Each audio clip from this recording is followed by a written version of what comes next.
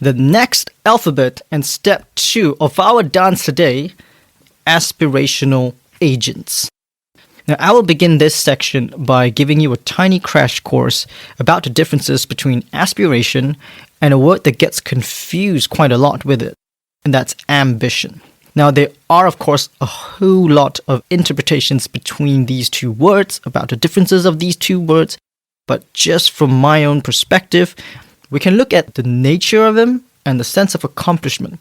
So for aspiration can be either individually linked or imposed onto an individual by an external party.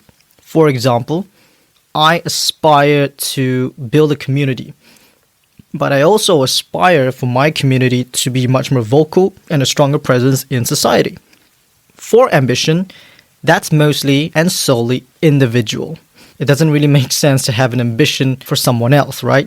The second thing about it is the sense of accomplishment that can be derived from these two words. So for aspiration, the sense of accomplishment can vary from one goal to another, whereas for ambition, it is often the ultimate position or rank that you desire in life. Now, with this in mind, I'll give you a little example from my experiences. As I was managing the Stage Creators Collective back in Hong Kong, honestly, the only reason why that project was given birth to was because I had an ambition, a vague one actually, of becoming a curator.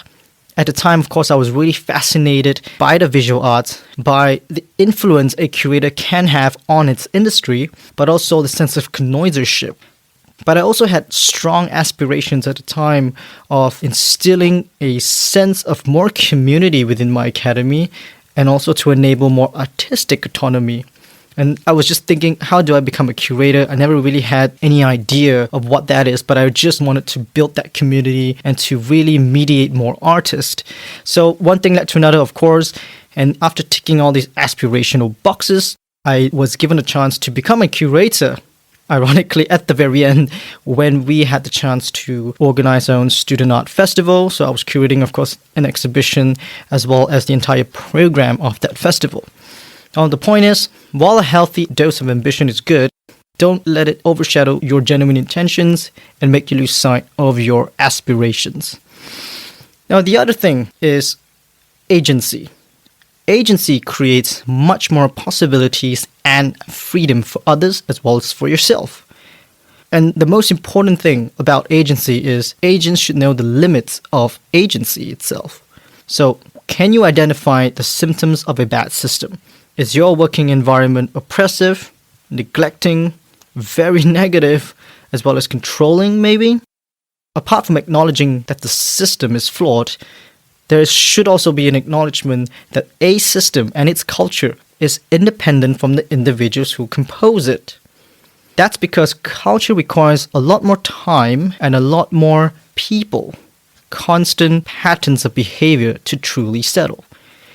So when I mention agency, I'm really trying to pinpoint that change should start from within, not from changing personnel around you, but from within, from yourself, and really trying to master a system, whatever that is, and become the most efficient and effective agent within that system by constantly positioning and repositioning yourself so that you can maximize every single opportunity. So are you an aspirational agent?